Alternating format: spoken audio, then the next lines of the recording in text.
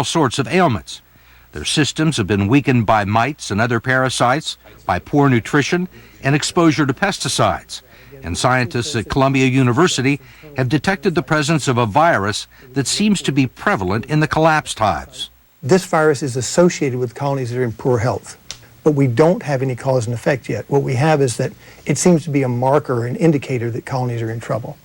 So you don't know whether the virus is causing the problem or is a symptom of the problem? Exactly. It could be the straw that broke the camel's back. It could also just be an indicator that these bees are under stress, and that's allowing this virus to grow. We know we've had viruses for years, but all of a sudden something has made everything kind of go haywire. And you think it was? I think the insecticides are breaking down the immune system.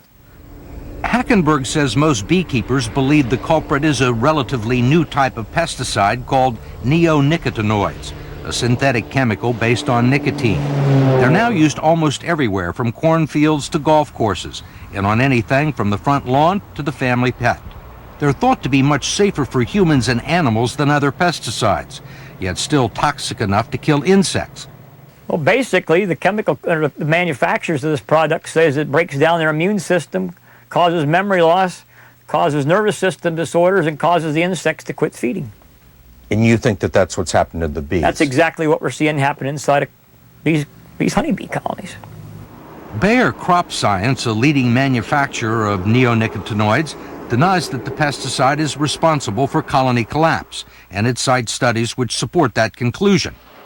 Other studies done by the French government and protests by French beekeepers caused the pesticide to be partially banned there in 1999.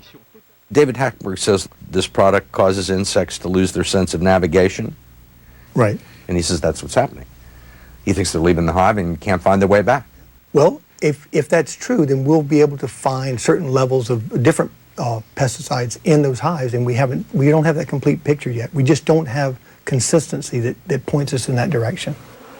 Besides the pesticides, parasites, and pathogens, scientists are looking into the bees' diet and environmental stresses as contributing factors. Development has reduced natural habitat, clearing thousands of acres of clover and flowers.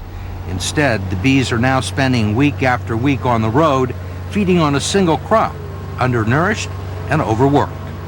Doesn't bother the bees to spend that much time on the road? Well, I'm not sure if it bothers them or not. You know, it's got to be stressful. I mean, everything we do has got to be stressful. But we've been doing this for 30 years. Beekeepers have been moving bees a long time. The Egyptians sent their bees down the Nile. Dr. Marla Spivak is a professor at the University of Minnesota and one of the nation's most respected authorities on honeybees. Are the bees getting stressed? I mean, is that part of the problem? Yes, they're stressed. Like everyone else? Like everyone else. They mirror us. We have a really close association with bees. They reflect what we're doing. She says they're sensors for the environment and that the bees are giving us feedback. You know, the bees, they fly out. Either there's not enough food or it's contaminated. And they come back in the nest, and the nest is contaminated with diseases or mites. And so their whole environment is not healthy. And they're saying, you know, I can't live here. It's toxic. It will take months and possibly years to figure out exactly what is killing the bees. Scientists are patiently trying to recreate colony collapse disorder in healthy hives in order to try and determine what's triggering it. Well, go get the truck and get back. But the seasons don't wait for science. With losses mounting and contracts to fill, the Hackenbergs decided to borrow hundreds of thousands of dollars to buy new bees and rebuild the hives. Did you think about giving up, quitting? Oh, yeah. I thought about it. And why didn't you? Well, I got a lot of farmers out there that depend on me. Brian Campbell of Berwick, Pennsylvania is one of them. This all pumpkin out here?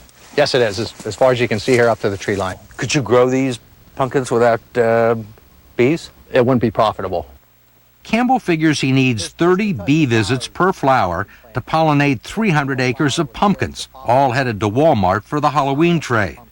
If it's not pollinated, this is going to dry up and fall off.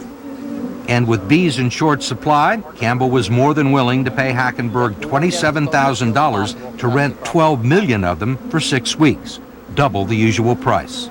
We need those bees. they've got to come up with a conclusion here.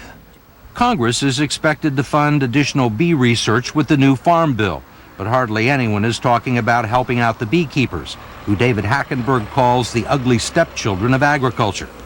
He told us the cold weather this fall and winter will pose a crucial test for him and for his bees. What happens if you have another big die-off? I'm probably out of business. What would you do? I don't know. It's all I've done in my life. If there's another big die-off of bees, some beekeepers, maybe many beekeepers, are going to go out of business. And what does that do to vegetables and fruits in the supermarket? We won't have the quality fruits. We may not have the quantity of fruits and vegetables. And this could mean higher prices at the grocery store, and it'll hit the public directly. Just yesterday, you know, the farm manager of one of the largest blueberry companies in the United States called me to see, how are you doing? How are the bees doing, you know? You know, they're concerned because, you know, they need these bees next year, you know. I mean, we got through this year, but what's going to happen next year? And you don't know. That's right, we don't know. Nobody knows.